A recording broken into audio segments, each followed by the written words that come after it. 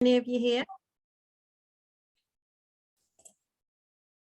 Great to see so many of you here to talk about the latest report from the Bright Spots programme, Staying Connected. My name is Linda Briheim-Crookall. I'm Head of Policy and Practice Development at Coram Voice. And all this work is from the Bright Spots programme, which is a partnership between Coram Voice and the Rees Centre at the University of Oxford, funded by the Hadley Trust. The Bright Spots programme is all about helping local authorities to listen to children in care and care leavers about the things that are reported to them, and then use that to inform service development. And to date, we've collected over 20,000 voices through the Your Life, Your Care and the Your Life Beyond Care surveys, working with over 60 local authorities. And the work that we're talking about today has analysed some of that information, and Julie will tell you more about it later on. Just before we start, I wanted to give you just a note on language. We know that in this area, it can be quite contentious what you call the time that children in care spend with their families. Issues around certain language being a little bit difficult. So if you've seen the report, you will notice that in different places, there are different names for supporting children to stay connected with their families, and there isn't a perfect language. We prefer it if it didn't have a name, and instead, conversations would focus on children keeping in touch with the people that are important to them, because labels can make young people feel different to their peers. And so in this report, we have tried to use words that children and young people use as much as possible, while striking that balance with presenting messages from research. So we would encourage people who work with individual children to continue to ask them what works for them and use this language to support them.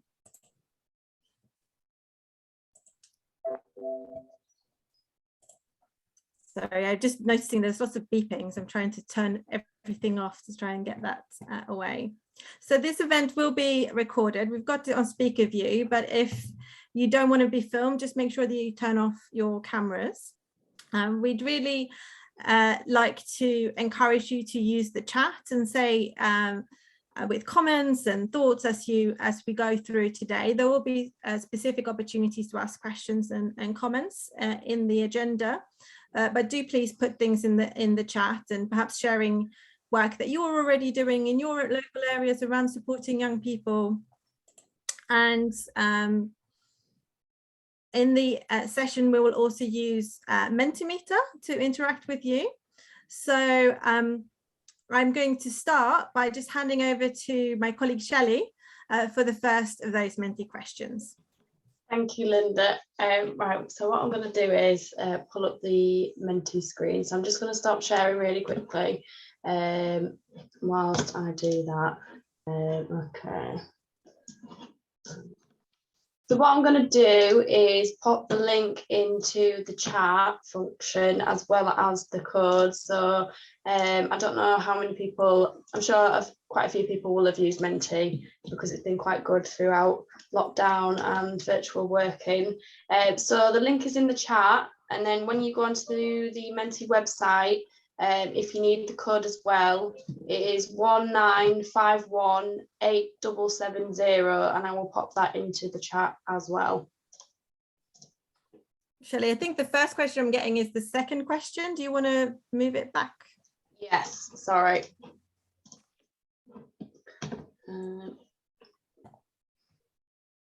Great, thank you. Cool. So the first question is up now. Can everyone see the screen? Yep. Fab. So the first question is, who is important to you in your life?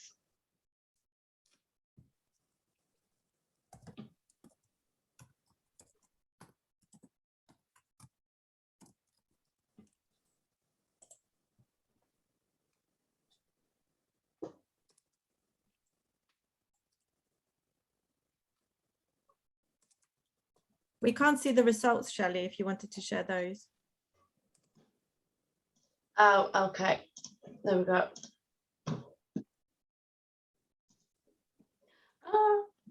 There we go, sorry. Thank you.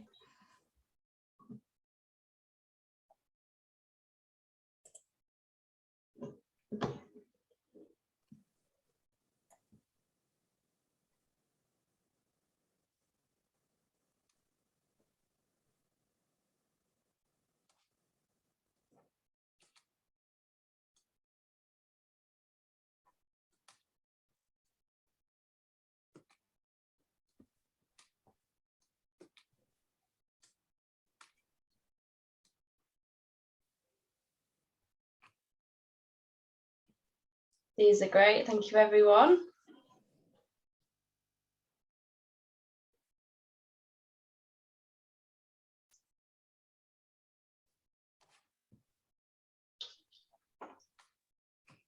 Okay, so I'm sure that we could probably go on for a while, but what I'm going to do is move on to the next question, which leads on from this. So the next question is, how would you feel if they were suddenly stopped from seeing you?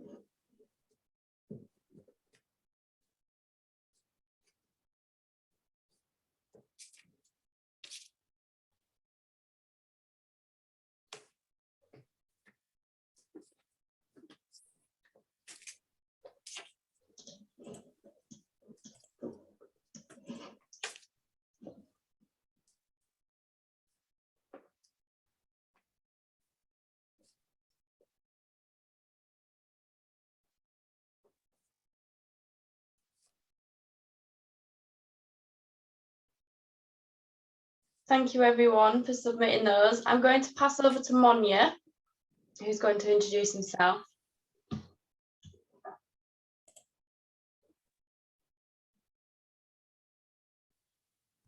Thanks, Shelley, for sharing that. Can everyone hear me okay?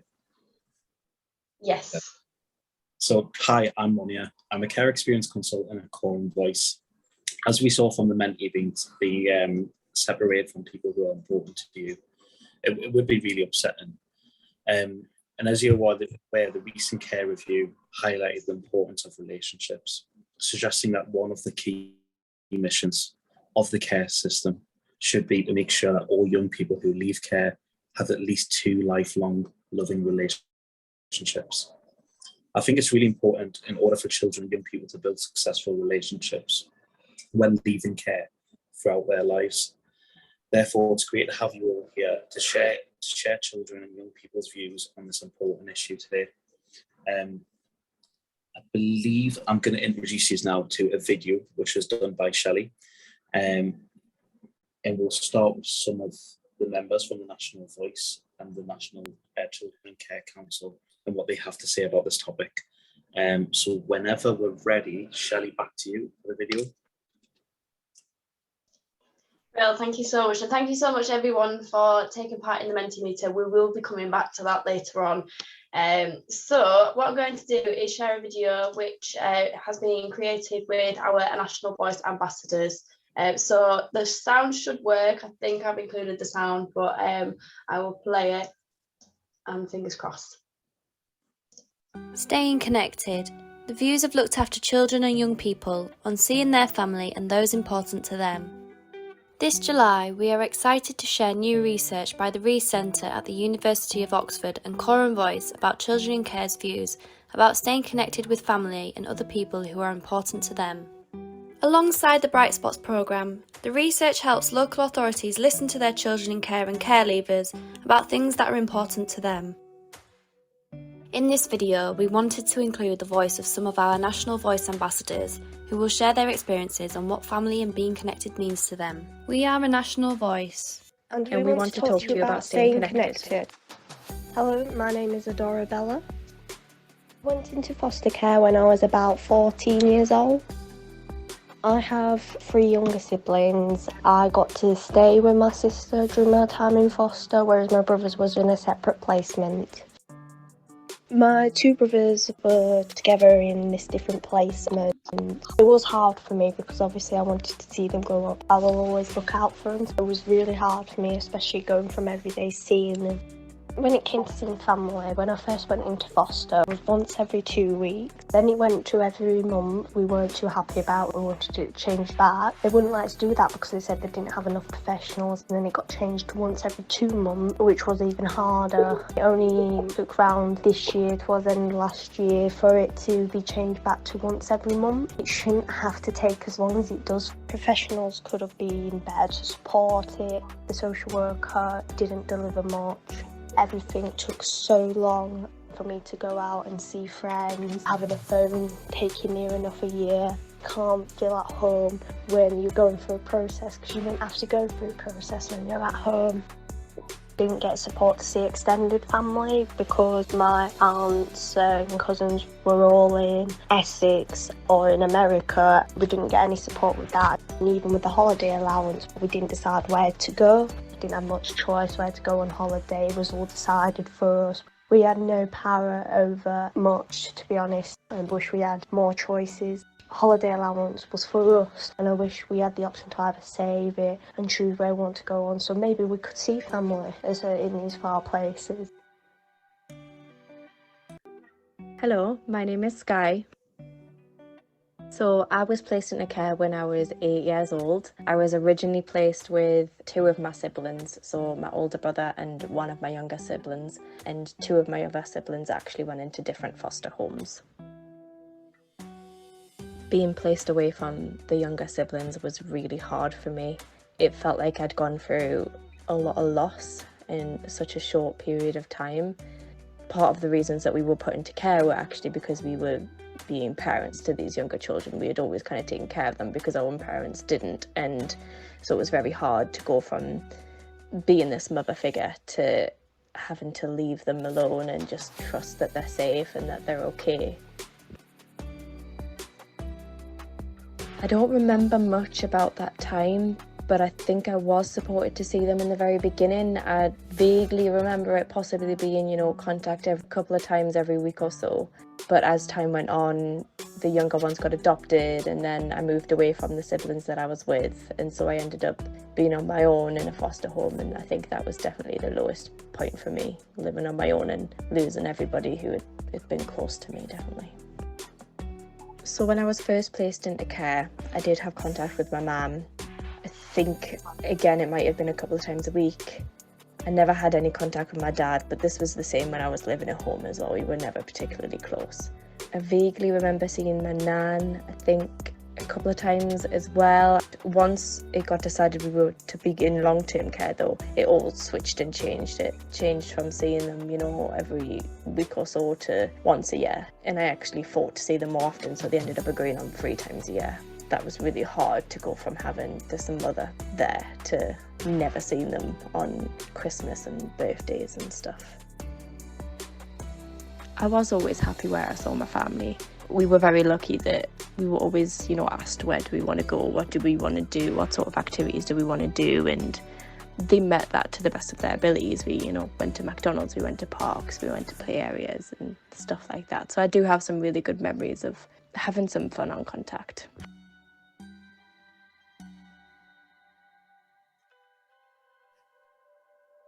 The meaning of family to me has definitely changed over the years.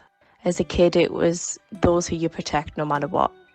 People that you're related to blood-wise, that you always forgive. And as I've grown older, I've realised that's definitely not the case, and it shouldn't have to be the case. My family now are those that support me, push me to be better and love me no matter what, not those who try and hurt me. It's like a space where you can see your family and just be able to be yourselves, be able to speak to each other, update each other, what's happening with each other's lives. From now being separated, I feel it's time you can just enjoy each other and each other's company. I know that we'll always be there for each other.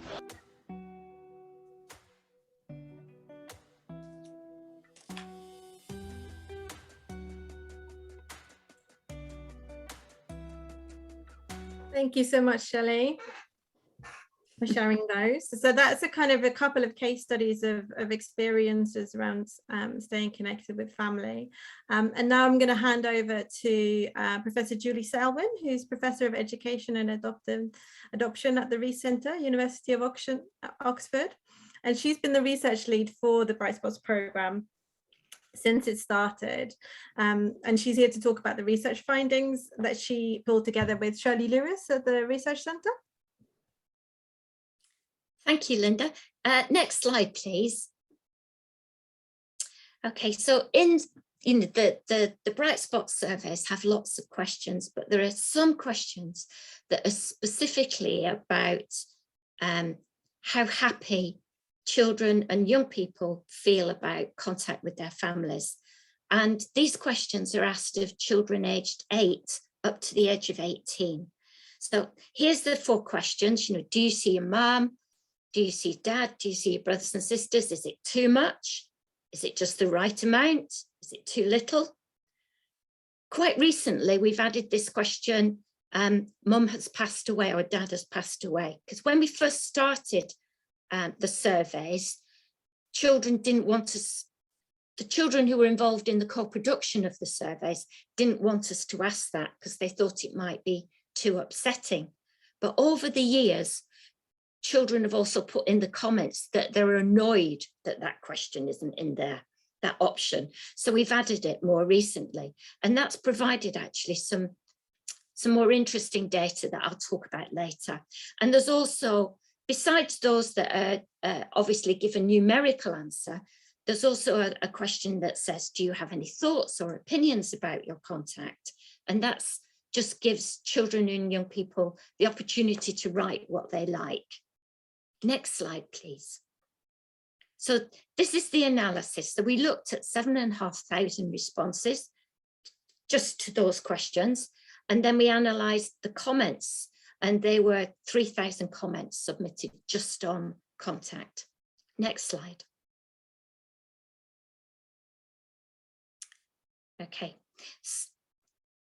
Next slide, thanks. So the first things we want to think about in the analysis was, just how many of the children and young people felt that they were satisfied, they were happy with how often they saw their family. And what was a bit confusing about their responses was that many of them who ticked the just right, we also noticed were children who weren't actually having contact with their parents. They'd also said that they weren't having contact. So it's important to understand that happiness with contact was when children and young people felt it was right for them. So it wasn't always that they were having contact, but when they were listened to and they felt respected, that their views on contact were being followed by social workers. When we looked in depth really at the ones who felt contact was just right and their life satisfaction and their well-being, it was whether contact, it was their happiness with the arrangements and not just with whether contact was happening or not happening. It was whether they were being listened to. Next slide, please. But many children were unhappy with how often they saw their families. Most children wanted to see their parents and siblings more often. Children in care who felt they saw their parents too little wrote about feeling sad and angry, that they weren't seeing their families often enough to be able to maintain relationships. Often they wrote about formulaic care plans that just said contacts every 6 weeks.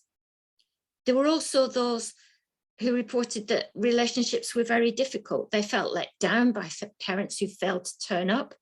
Some were embarrassed by how their parents behaved, and that the visits ended in arguments. So even contact that was happening in contact centres wasn't being managed actively. Parents were turning up, children were turning up, and then there was a lot of anticipation around these visits, and anxieties were raised. but then families felt they were just sort of left to get on with contact, and there wasn't much active social work going on. Next slide, please. So this slide is about what was associated with contact being just right. Well, foster and kinship children, those in kinship foster care, they had very similar amounts of young people saying that contact was just right, but those in residential care were much more dissatisfied with how often they saw their families, and that was probably because many residential units were a long way away from where young people lived. Multiple placements affected whether young people were satisfied. As length of time in care increased, so too did satisfaction with contact. And that's fairly obvious, really. You know, when young people just enter care, those arrangements are just being sorted out. So as time went on, there was more satisfaction, but there was also variation by which local authority children were in. So there was obviously differences in practice going on, but we couldn't identify what those practices were just from a survey. And that needs different sorts of work that people are going to talk about later. Next slide. So many children wrote about not having enough time and too little time with family. So it wasn't just about frequency, but it was the length of visit as well. So some children wanted much longer contact periods, and it didn't suit many children. Next slide, please. Now, most of the written comments about seeing siblings were that they didn't see them often enough. You can see here, there's, you know, about half were feeling that contact with siblings was just right, but that many felt they saw their brothers and sisters too little. There was quite a big number who were saying they couldn't see them at all. The too much group is quite interesting because there seemed to be a group of children who were living with a sibling, and they complained that you know, they were being bullied sometimes by a sibling, or that they felt their sibling dominated in the placement, or that they had to share things. You know, so this was normal sibling rivalry, a lot of it. And many children and young people wrote that they were lucky to live with a sibling. Next slide, please. So what were the barriers that children identified? Well, the main one was their family circumstances, their parents' mental health, often substance abuse, alcohol problems, parents who didn't turn up, contact being set for being at times when their parents couldn't make. So it was when their parents were working, or or it was in the evenings. It was also arranged for being at quite a distance from where both parents lived, or where siblings lived. So they couldn't afford to travel to contact centres. And some children wrote about both their parents and their older siblings not being given travel warrants and not having enough money to be able to visit them. So there was a barrier there about poverty affecting whether families could visit their children. Workers failing to take into account what children wanted and what their families wanted. And all these things interacted to be barriers to contact. Next slide, please. Too much contact. About 2 out of every 3 children wanted contact to stop or be reduced. Again, this was where children felt their voices had not been heard. So they felt they were being forced to have contact, particularly with fathers, when they didn't feel safe and when they were scared. Or the other sorts of comments were about children in kinship foster placements where their parents were visiting and were, it was obvious that drug and alcohol were a problem and they didn't want to see their parents when they were in that kind of state. Next slide, please. Now, these are very new findings because we found that a quarter of 11 to 18 no contact at all with either their mother or their father, no contact at all. As young people got older, that increased. So at 8 to 11, there was more contact. And then as young people became teenagers, there was less and less contact. So why weren't they having any contact at all? The main reason was that the child and the young person had chosen for themselves not to have contact. The other main reason was their parents didn't live in the UK. You know, there was asylum-seeking young people, so no contact at all. And young people wrote about the Red Cross trying to trace their families and to set up contact. Parents had also chosen not to see their children. They had rejected them. We found very high levels of bereavement. So for 7% of children, their mums had died. 7% of young people, I should have said, the 11 to 18-year-old age group, 7% of their mums had died. And that compares with only 1% of children in the general population. So there's much higher levels of bereavement. And about 8% of fathers had died as well. And a very small number of children and young people had been assessed as being, it wasn't in their best interests to see a sibling. Next slide, please. So boys, less contact than girls. And that may have been because there were more boys in residential care. So that may be the link there. You can see the difference by the young person's ethnicity. And that age group include a lot of asylum-seeking young people. So that may be a reason, but we don't. And the other thing we found was that young people living in London-based authorities had less contact. So again, what's going on with those London authorities? Because there's some wider research about well-being in the general population, which shows that young people living in London feel less connected to the important people in their lives. So what is it about city life in London that's affecting well-being? Next slide, please. It's really important that we don't just think about parents and siblings. Many children wrote that their parents, they didn't want to see their parents, but there were other important people in their lives that weren't included.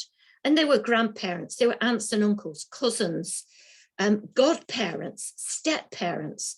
And young people wrote, it's not just about biology, it's about the important people in our lives. And they also wrote about pets. Pets they'd left in previous foster placements, pets that they'd cared for at home. So pets, they wanted pets included in contact plans. Next slide, please. So what was important about quality? They didn't like contact centres. And we really need to think about, do children have to have contact in contact centres? Why can't it be in ordinary places in the community? So children and young people wanted it to be just normalised. They wanted to be everyday activities. They liked going out.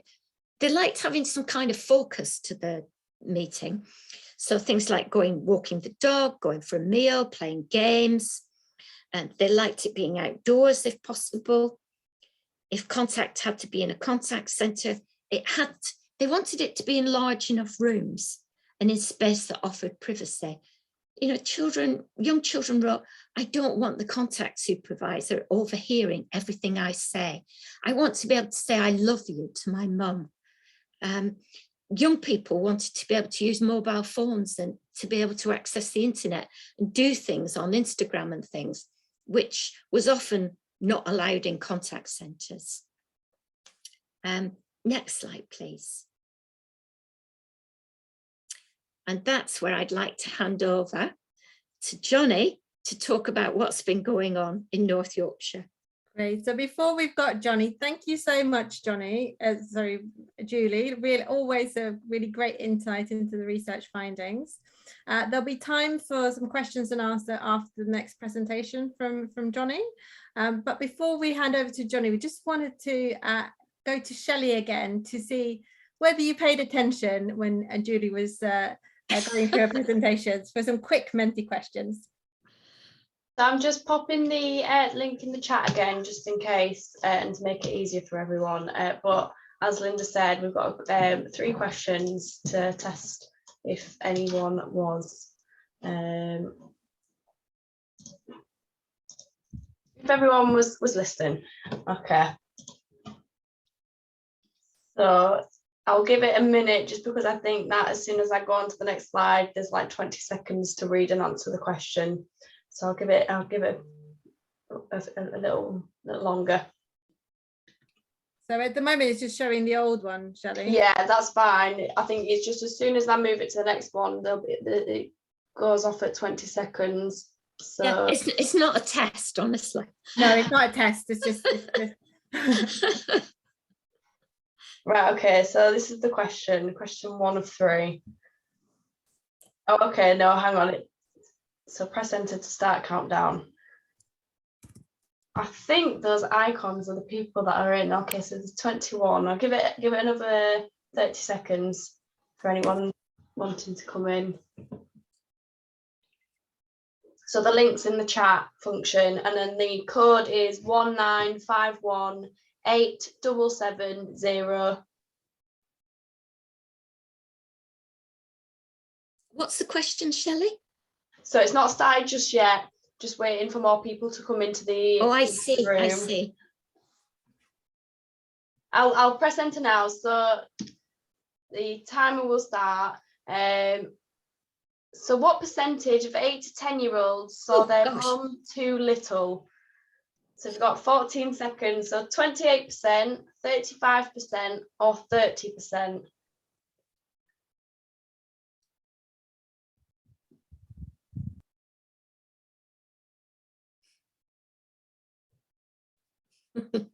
So the answer was 35%, so neck and neck with 28%.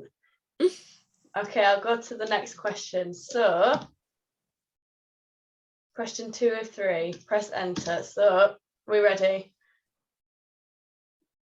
What percentage of 11 to 18-year-olds saw their brothers and sisters too little?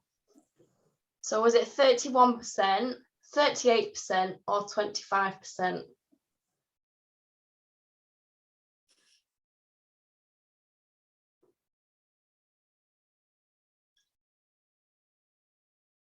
Let's see what everyone put. Oh, so the answer was 31%, and most people went with 38%. Yeah. Okay, I'll go on to the last question. Oh, so that's the leaderboard at the minute. Because we like a little bit of competition. Okay, now the last question.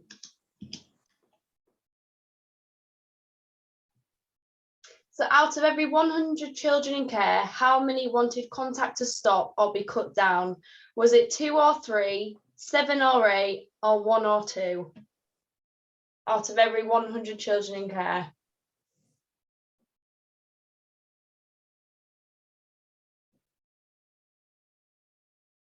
Well remembered. So it was 2 or 3. Mm-hmm.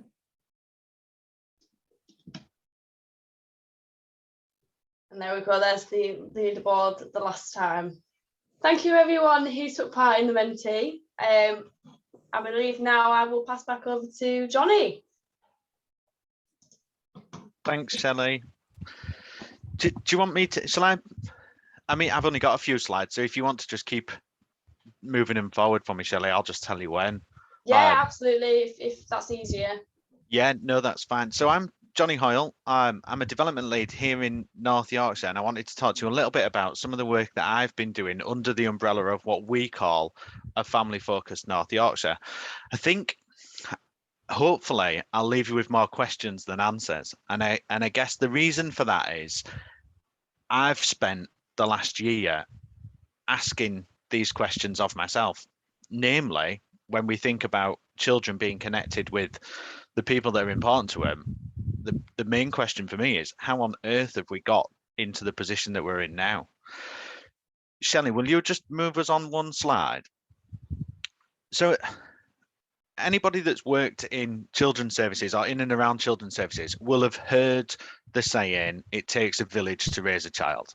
And I think for a really long time, we've used that saying.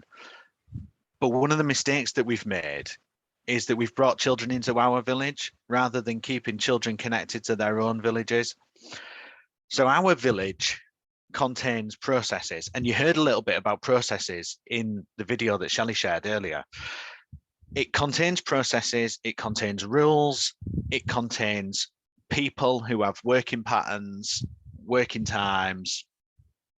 Children's own networks have aunties and uncles and grandparents and school friends and the friends that you play out with after you've been to school. It has after school clubs and extracurricular activities. It's got their own people who they're connected to. Those are not people who work Monday, Tuesday and every Wednesday morning. Those are not people who should only be available kind of on a working pattern or when there's a room available for us to book. And so it strikes me that when we're thinking about children being connected to all of the people that are important to them, it's not just limited to mum and dad and brothers and sisters. It's their friends. When I was a kid, my friends were as important to me as anybody else in my world. And actually, we've got an obligation as corporate parents to make sure that children are keeping connected to all of those people. So we started to think about, what if we could start again? What might it look like? And we imagined, what if our starting point was that children in care are children with their own network, and that network is different to their parents. That network is not necessarily going to be contained in a genogram. But once they're in care, their foster carer becomes part of that network too, obviously because they're living with them. So what if we really had a focus on much more natural ways of children keeping in touch with the people that are important to them? Anybody that's got a teenager will know that they spend far more time being connected to their network through Snapchat, Facebook, Instagram, all of the social medias, the FaceTimes, the group calls. They're all really natural ways now for young people to be connected. But as a local authority, and as probably as most local authorities, we're not very quick to react to the changing world of technology. Similarly, that thought around, why are we having children sat in our centres with somebody sat in the corner with a laptop? Why, if we're going to keep children connected, are we not doing that in the places and spaces that are natural for young people? So if your young person plays football for a football team, or is a gymnast and goes to gymnastics classes, why are we not making that time the time that they spend with people that are important to them? Why can't mum or dad or auntie or uncle or grandma and granddad take that young person when it's time to get their hair cut, or take them to go and watch them play football, still feeling like a mum or a dad, young person still feeling like everybody else? If we were able to do some of that stuff and make keeping in touch a much more natural process, would we find that it's less of a big deal? Would it be less disruption for young people? Would we find that children are more settled where they live, that they feel much less of a child that's part of a process and much more of just a child with some complicated circumstances? we talked to, I spent 3 months talking to parents whose children had been removed, and I was asking them about their experiences of contact. And there were some really interesting conversations. A massive amount of parents said to me, well, that's just how it is. When your kid's in care, that's where you see them. You see them in those buildings and somebody's sat there. No real perspective about why, no real perspective about what's the plan. You know, this child's probably going to be looked after for another 12 years. What's the plan to make it better? There was no real perspective in terms of what were the things that those parents could do to make things better. And I recognized that we just didn't have it built into our systems. We didn't have it built into our thoughts. The Children Act tells us that we've got to make sure that children have contact. And so what we do is children come into care, we set it up, and then it's not really anybody's responsibility to keep making it better. But if we can make it more normal, could there be opportunities for reunification? Could we see that parents made the changes that they need to change so that they could safely spend time with their children? If they were able to do that, could they eventually be the right option for that child when that child's 13, 14, 15, 16? The truth is that a whole bunch of children leave care in those kind of 15, 16, 17 years by what we call voting with their feet. Well, that's not necessarily voting with their feet. That's going back to people that they feel connected to. And actually, maybe we've got more of a role in facilitating that and promoting that, with the added benefit of maybe that time spent with those people feels more natural in the interim. Shelley, will you go to my next slide? So I started to think through this process logically, and I guess what I'd like you guys to do is to take some of this and think about it in your authorities. Firstly, who's important to the child, not who's on the child's genogram. That this should be some really good quality eco mapping. Who's, depending on how old the child is, who's the funniest person you know? Who's the person that gives you the best advice? Who's your best friend? Who do you play out with after school? They're the key questions to find who's in the child's eco map, and recognizing that that's distinctly different to the parents. Is the child seeing everyone on the list? If they're not connected to everybody on that list, then we've done something wrong, because this isn't about mum and dad and just siblings. They are absolutely people that we should be making sure children are connected to, but there's a whole bunch of other people too. When we think about supervising contact, supervising family time, are we really clear about what the risk is? Because from my experience, asking parents and the people that supervise those times, what's the risk that you're stopping, is a really difficult question. People generally don't actually know what the risk is that they're there to prevent. How does having someone in the room help minimize the risk versus the risk of continuing with that arrangement? We know that that's harmful. We know that children being sat in contact centres with somebody in the corner tapping away on a computer is harmful. And I think it's important that we weigh that risk up. Does the parent or the family member know what it is that we're worried about? And do they know what they can do to stop us being worried? So if we're really clear about we're worried that you might be drunk, and what we need to see is that you can come X amount of times without being drunk, that's the next stage, then at least the parent knows what they can do, how they can make us be less worried, and hopefully have some sort of a trajectory plan towards what's the end goal. The end goal's got to be more normality for everybody, because parents don't enjoy sitting and being watched. Children don't enjoy sitting and being watched. And I often say to people, it'd be dead interesting if you locked me and my kids in a room and sat in the corner and watched us spend all of that time together, because that's not natural. My kids probably just about manage sitting and having tea together. if you were to sit and kind of stop us from doing all the other stuff that you do, it'd be interesting what your observations would be.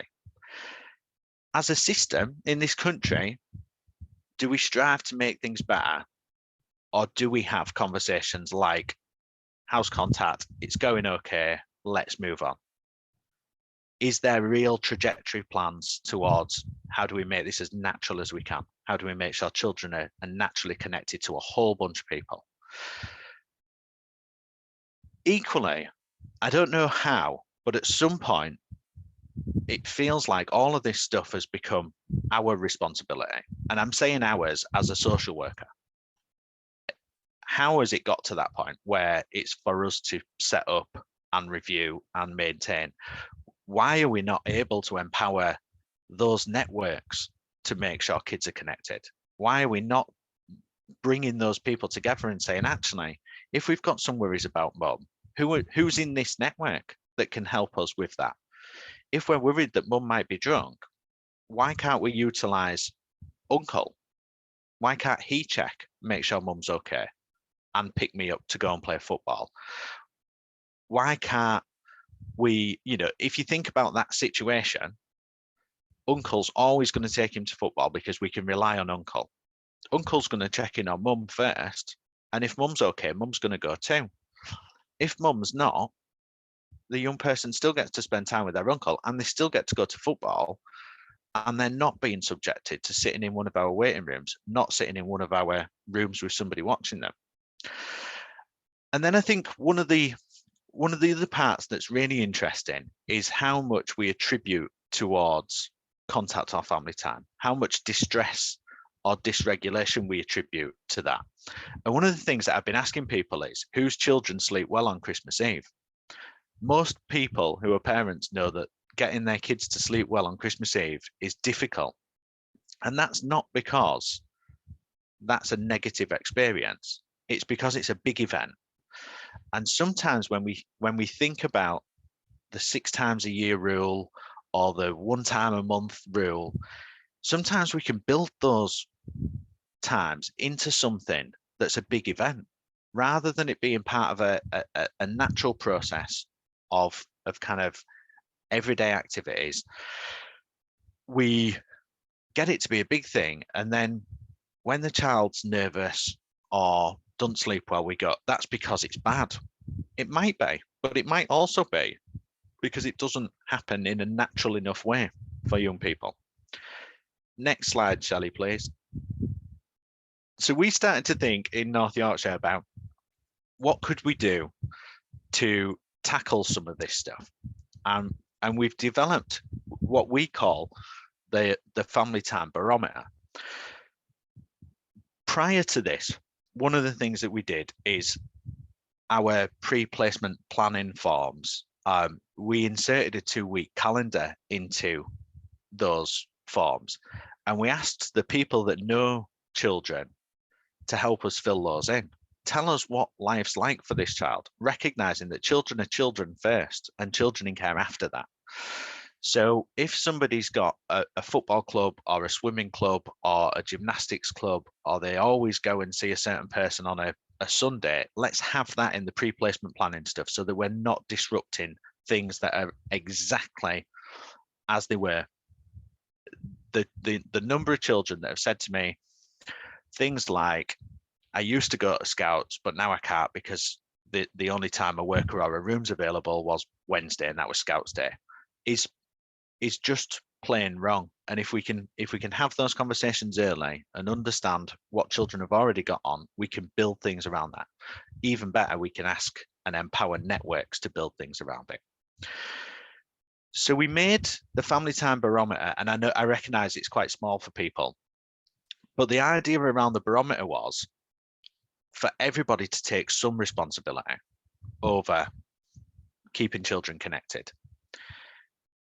I think maybe as a system, we've felt like job done 10 out of 10 if we were making sure that kids were seeing their siblings, their mum and their dad, and it was supervised in one of our buildings. And we've had a tendency to go, that's us done what we were meant to do. And so what we've tried to do with the barometer is highlight that if somebody's supervising that arrangement and it's in one of our buildings, it can never really be more than a 4 out of 10, because that's still really unnatural for a child. What we wanted to do is, by getting people to say this is a 4 or a 5, the important part of this is, so how do we make it a 6? What are the things that need to happen to make it a 6? And if it's a 6, how do we make it a 7? And if it's a 7, how do we make it an 8? And if it's an 8, how do we make it a 9? And if it's a 9, how do we make it a 10? Some of that's about who the child's seeing. And you'll see that on the left-hand column. The left-hand column is about who am I seeing? The right-hand column is about when and where and how. For it to be anywhere near an 8, a 9, or a 10, that has got to include video calls, telephone calls, text messages, ad hoc arrangements. I'm going to, an uncle being able to ring a foster care and say, I'm going to the football on Saturday, and can we take John with us? That's where we want to get to. If we're low in the 0 to 2, the 3 to 4 range, we're doing it. It's in one of our buildings. It's a resource issue that we've got to overcome. And so by trying to get everybody to take some responsibility to scale this arrangement, we're hoping that we'll start to see more natural arrangements come about. Equally, start to see people thinking differently about what is it that we're aiming for, not just mum and dad, not just siblings, but a whole network of people being connected. We're also providing foster carers with mobile phones so that foster carers can become part of WhatsApp groups with children's networks, so that we can try and really facilitate some of that two-way conversation around ad hoc plans, ad hoc arrangements. Can we build safety around children, but can we be sensible about some of that, not just have arrangements that we stick to regardless? So that's the end. It is part of a bigger piece of work. It is part of looking at our whole systems and services built around children in care, but specifically thinking about keeping children connected to their own networks. They're kind of where we're heading. I think we've got a bit of time, have we, Linda, for any questions, discussion? I can see there's some bits in the chat. Yes, we're going to hand over to Monia to manage the Q&A. Thank you very much. And Jonny, thank you so much for that. Really do appreciate coming over and speaking with us today. So I'm going to be taking questions to put to Jonny. If anybody has any questions, please feel free to put them in the chat, and I will I'll read them out to Jonny, hopefully. And also, if you have any questions for Julie, please do those as well.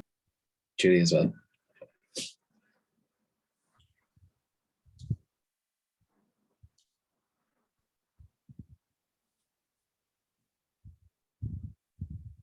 I'm also interested to know if anybody's working somewhere that's cracked it, where you've got a brilliant model, or whether people recognise the stuff that I've described. Hiya, sorry, I'm Blue. I'm from Sheffield City Council here. Blue, I can't hear you very well. Oh, that's good for me. Hold on. Can you hear me now? Yes. Yeah, so I'm Blue and I'm from Sheffield City Council here, social worker for 11 years.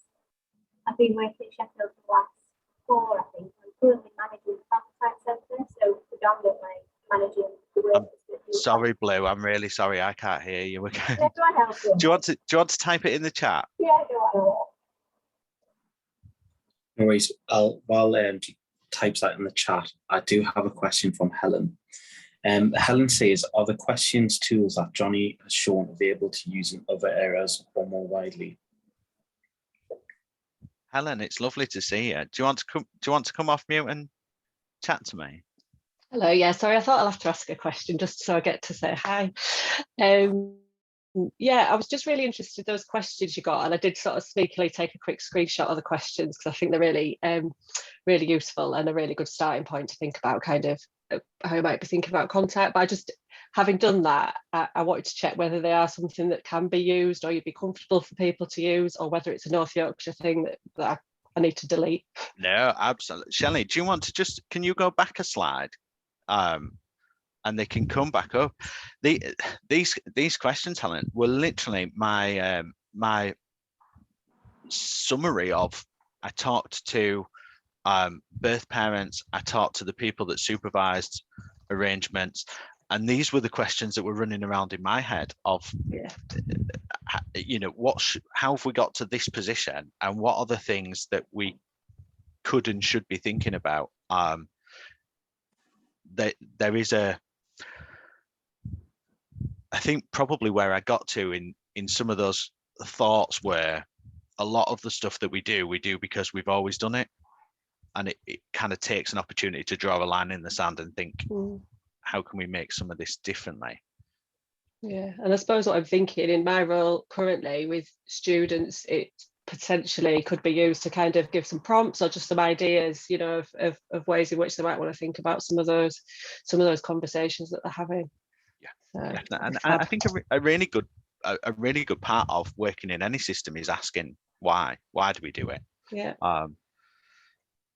Vicky, I can see your question. How have you found foster carers managing WhatsApp groups, one positive and negative being from the barometer? So I guess what I would say is, when I spoke to foster carers about their experiences of contact, a whole bunch of foster carers said, it dictates my life. Don't matter if I've got Pilates on a Wednesday. If that's the only day a worker in a room's available, that's when it happens, and my Pilates goes on the back burner. So there was some anxiety about becoming part of WhatsApp groups. There are a whole bunch of foster carers that did it anyway and had made those connections with aunties and uncles and mums and dads. One of the things that we're offering is mediation, and we hope that we get to a point where our children and family support workers, who at the moment spend their time supervising these arrangements, can instead spend their time helping when things go wrong. And we are expecting things might go wrong, you know, when there's an argument or a fallout, and we might be involved in helping mediate some of that. So thanks. So Jonny, just in terms of the mediation, then who does that? Is that your supervising social worker who supports that? Because you've got a whole kind of system around that support. Or... Yeah, well, we're lucky in that we've got some trained mediators in the service who can come in if there's a kind of high level issue that needs resolving. If they're low level stuff, by empowering the networks using our family group conferencing service, you actually find that there's people in the network that might help mediate some of those, you know, smaller disputes. I think it's going to be interesting to see what happens when we get to Christmas time, though, because it's an emotive time, and people have generally got kind of fixed arrangements, so we're preempting some of that. Okay, thank you. Thanks, Vicky. Blue, your question is about, you're managing the family time sessions in Sheffield, and you're trying hard to work in the model that I've described, keep having positive conversations and challenges to be less risk averse, foster carers trying to get them more involved, and so forth. And you're also planning to meet with the courts because sometimes they've got really unrealistic ideas. I agree with everything that you've said, and I'm really glad. I think I talked to somebody from Sheffield right at the start of this project because we were thinking about hours spent together, and I think you guys were tracking some of that stuff.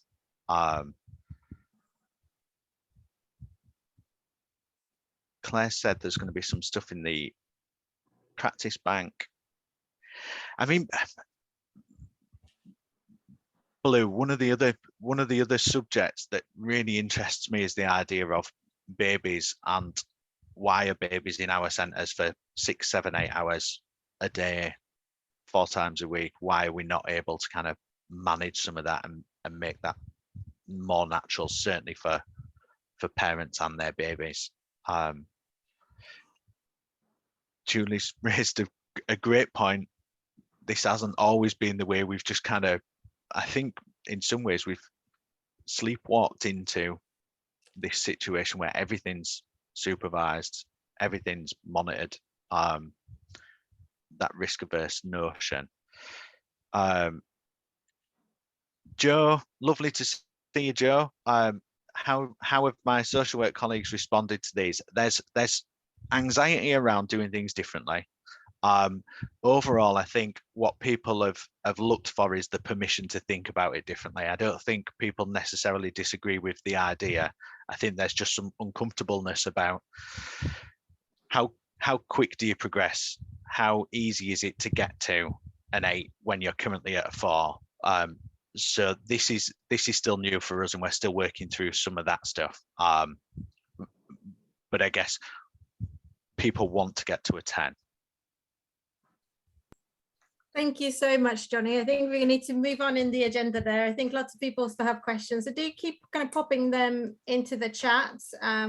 And Jonny and Julie could kind of answer in the chat, or if there are things that we don't get around to, happy to sort of collect those and see if we can respond afterwards. We are now moving on to Dechaun and Daniel from Southwark, who's going to talk about some of their Reconnect service.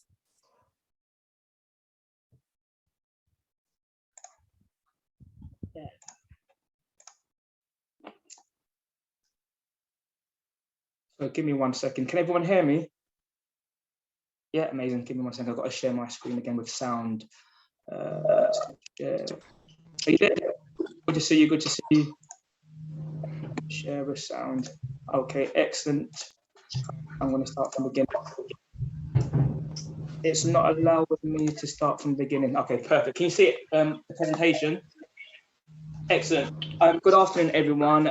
My name is Dechaun Malcolm. I am the Children's Rights and Participation Officer in Southwark. However, I just returned back after 3 years because I was responsible for developing a service in Southwark called Reconnect, which I will share with you guys a little later. I'd like to introduce you to my fellow colleague, Daniel. Daniel, are you in the room? Yeah, I am. Hello, everyone. My name is Daniel, and I'm a member of Speaker Box, which is the Children in Care Council. And I'm here to help Dechaun, because you need a lot of help, him. Thank you, Daniel, for that. I'll pay you later. But yeah, thank you, Daniel, for that. So, Daniel, I know over the past few weeks and over the past few days, we've been having a conversation about staying connected with people of importance. So the question I want to ask on behalf of everyone in the room is, how are you supported in staying connected with people of importance? I think Sean, that's a very good question. I don't think that I can give a very short answer to it. I would say that first of all, the person that really helps me stay in contact with my siblings would be my foster carer. I can see that my foster carer has a desire to see me build a meaningful relationship with my family. She ensures that I remain in contact with my older siblings by encouraging me to stay in contact even when I'm not always in the mood. My foster carer reminds me of the importance of staying connected. And I think that this is very good because most foster carers do not always most foster carers do not always know how to keep children connected with their family. Secondly, my foster carer also encourages my siblings to stay in contact with me. And I would say that my foster carer is more of a glue between my siblings. And I'll say that as when I don't really feel like staying in contact with them, or they don't really feel like staying in contact with me, she'll pull us together and tell us, listen, we need to keep on calling, and we need to keep staying in contact. And I think that is very amazing, and that is what I mean by the glue that holds us together. And okay, so with my foster care assistance, I am able to stay in regular contact with my family all over the world, and she helps me to build bridges with my family. This makes me feel even more loved. And I feel because most foster carers don't really take like the time into helping their foster child to find like their family and keep that like connection growing. Just to share like a little story. Recently, one of my half sisters emailed us or me to say that she had 2 days off work and would like to spend the days with us, which was very heartwarming because a few years ago we never had that same like love for each other and like connection. For her to come all the way from Denmark just to see me on her day off was very special to me. And this happened only because my foster carer made an effort for us to reconnect. My foster carer is very open and she doesn't treat anyone else differently, even if they're not of her own family.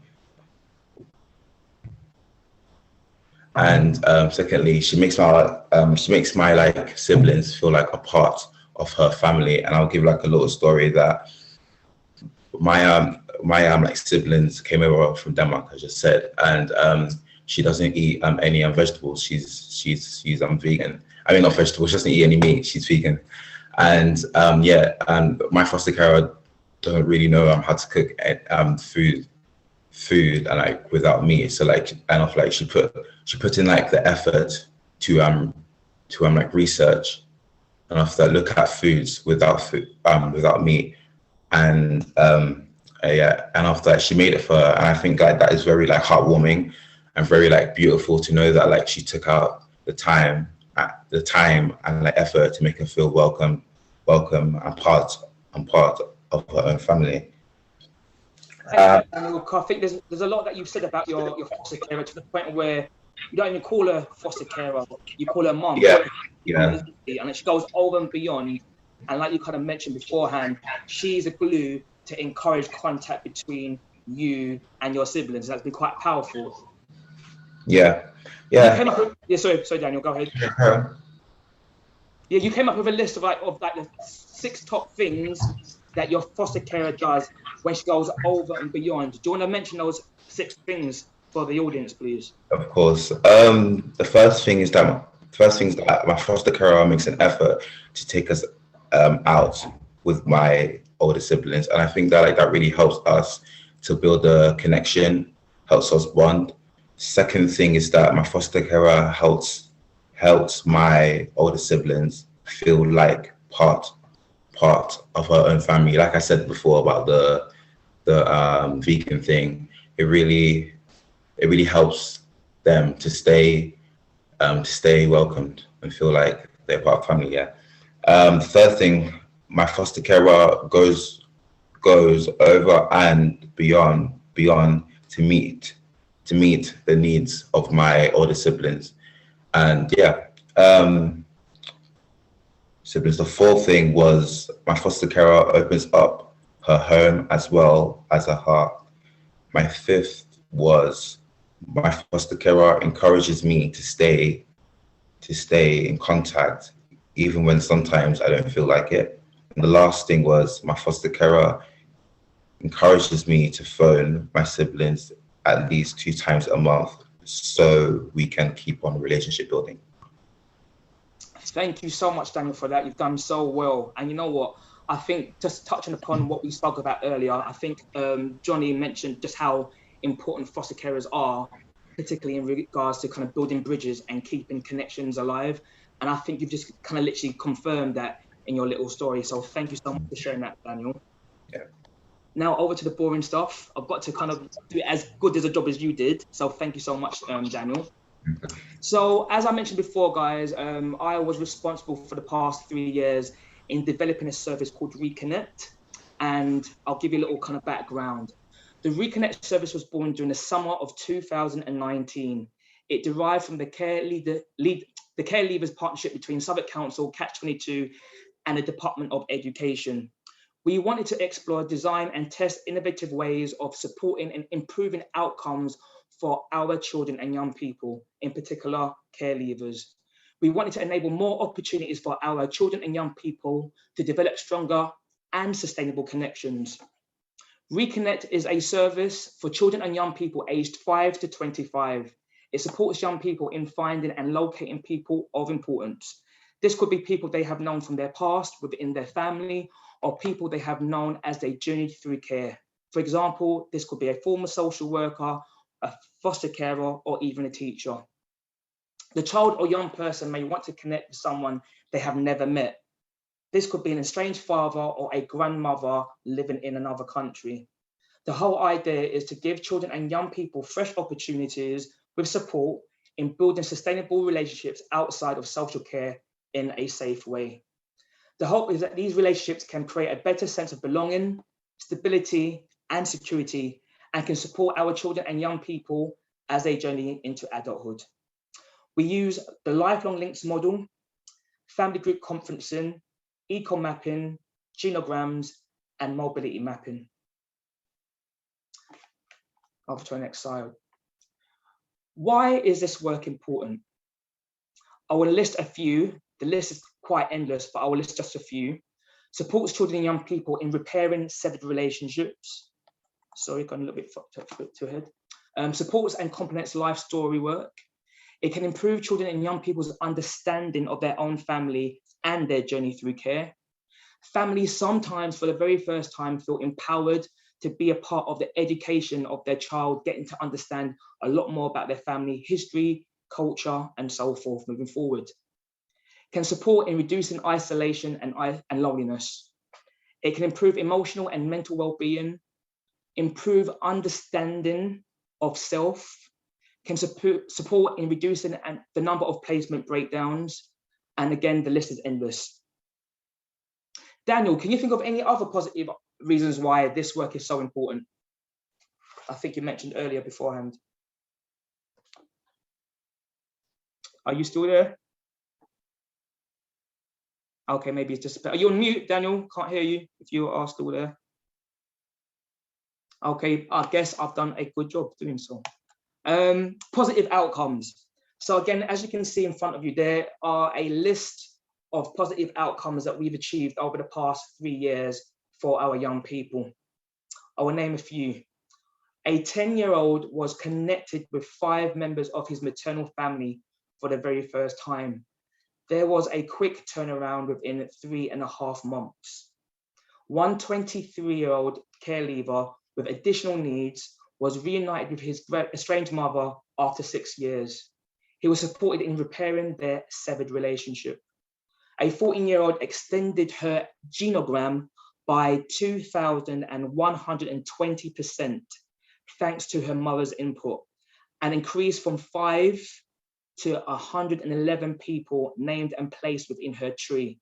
What I found particularly doing this work with young people, quite often, even if a young person had been in care for maybe a year or even more than a year, quite often they forget family members. So again, this piece of work was enabled a young person or young people in general to get a better clarity and better understanding of who actually sits within their family. One young person, age 11, recently met with her half-brother for the very first time and recently had virtual contact with her maternal family in Poland. Both families are separately would like to be progressed with a viability assessment to be considered as long-term carers for her. And I can't see the last one because my screen is blocking it. But again, one young person, age 10, he came towards the end of his journey through Reconnect, having a better understanding of self. He's of mixed heritage, but he didn't quite understand his roots back in Jamaica. And again, this process enabled him to get a little bit better understanding of his roots back home in the Caribbean. Here are some positive service feedback from 2021. I'll kind of give you a few minutes just to kind of read over. But one piece of feedback from a grandmother: I just had no idea my darling was in care. If we knew, we would have done everything in our power to care for her ourselves. A team manager: this is just lovely. What an amazing piece of work. I'm so pleased she now has family to reconnect with. This child came into the care service last year and we had no idea where her family were. Dad had passed away and mum wouldn't disclose any details. We now have this and have located her family in the UK as well as in Poland. An excellent outcome for this young lady. And let me just move the screen a little bit here. There's a feedback that I can't quite see. This has really made my day. I thought going to watch the Arsenal match yesterday would have been my highlight, but nothing can top this. For the very first time in my life, I can actually say I have a little sister. But again, those are some feedback that we've had from families and professionals involved. Daniel, are you there? Yeah. Yeah, amazing. Do you want to introduce this last bit, please? Of course. Here's a film that we made with Reconnect.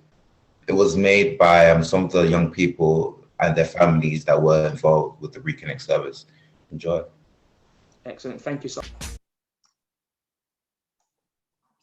There you go, guys. I want to thank you so much for that, Dechaun and Daniel, and a massive round of applause to both of you, because I feel that was so powerful. Emotional, in particular Daniel as well. Thank you so much for sharing today. We do have a Q&A. We are running a bit behind, so I'm just going to try and limit it to 5 minutes, if that's okay, guys. So if we do have any questions that you want to ask Dechaun or Daniel, please feel free to put them in the chat. I'm sure always be feeling the support for them today. It did get me emotional, I'm sorry. It still has that effect on me also, so yeah, totally brilliant. Absolutely brilliant.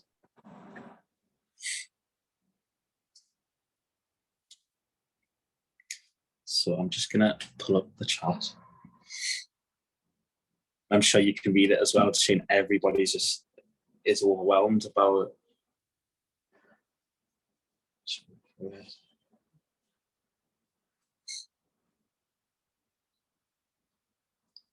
While we're waiting, I do have what's from Helen, but leaving the session feeling inspired with great work and powerful stories shared. Lots of work still to do. Definitely.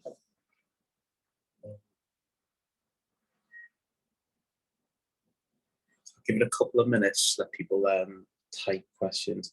Oh, I've got a question here from Joe. Joe says, how do young people find out about your service? Good question. So initially, a lot of young people didn't really know about the service, and we were kind of reliant on PAs and social workers, sending that information. And as you know, that having that as a gatekeeper can literally prevent more young people signing up to the service that they don't know about. But we've got to a stage where we're getting young people to self-refer. So we have magazines, we've got a newsletters that we send out to young people and social worker professionals and so forth. It's getting to a stage where we're getting young people self-referring now. Brilliant. Unfortunately, we do not accept referrals outside of Southwark. However, I know that there's other local authorities that are consulting with our service along with other services. I know Bromley's doing it. I know that Barking and Dagenham's doing it right now. And I'm not too sure who else might be doing it as well. Waltham Forest are looking to doing it as well.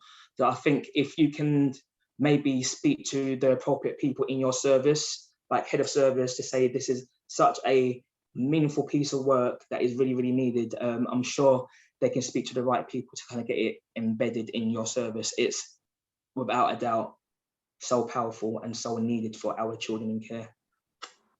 Brilliant. Thank you very much for that. Okay, I think we're going to have to wrap up the questions just so we have a little bit of final time to finish off and finish promptly at 2 o'clock. It's been really great to have you all here. We've really had lots and lots of food for thought today. And thank you to Daniel, Dechaun and Jonny and Julie for coming and presenting. When Julie talked about the research findings, of course, the kind of next step in that was also thinking about what does that mean for policy and practice. So in our key findings and recommendations report, we actually pulled together some key resources. Shelley, could you move on a slide? So I think this mirrors a lot of the things that Jonny and Dechaun, Daniel were talking about in terms of thinking about how to improve things for children and young people. So we have 7 key recommendations, and in the report there are also some suggestions of the kinds of things that you might want to think about in order to sort of address these issues.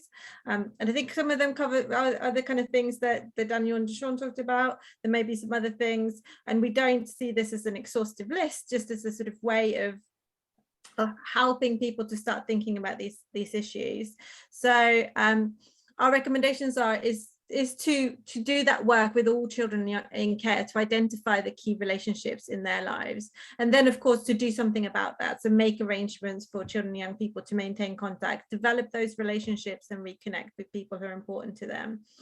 And I think what really stood out in our research is the importance of listening to and involving children and young people in the decisions about their arrangements, so that they get to keep in touch with the families and others who are important to them, and also to really make sure that you keep children and young people informed about what's happening with their families. There were lots of sort of comments about young people who couldn't see family members for various reasons, but still wanted to know what was going on and why. And of course that thing about kind of constantly reviewing this on a regular basis, that it isn't a one-off but something that changes over time.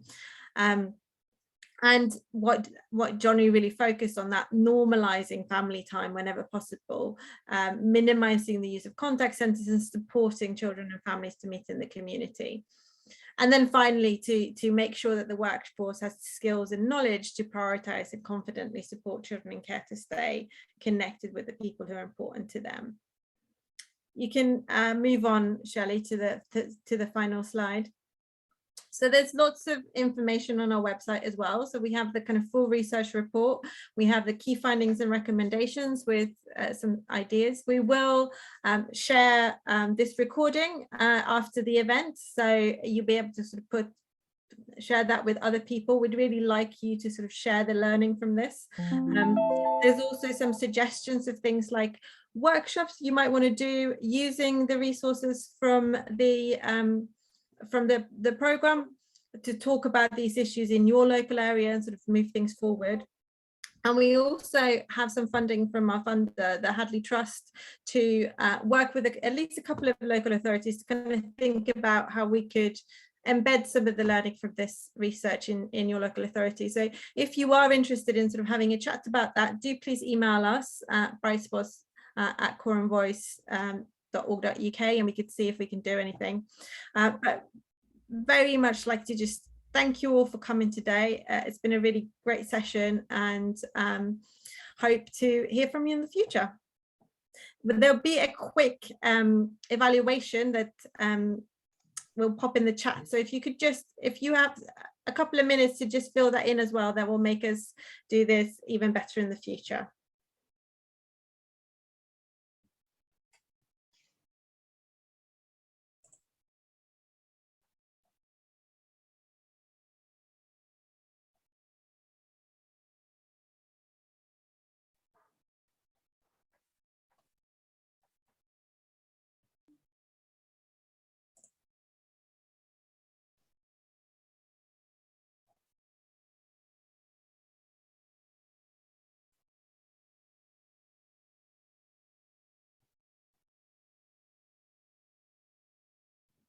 I think you can stop the recording, Richard.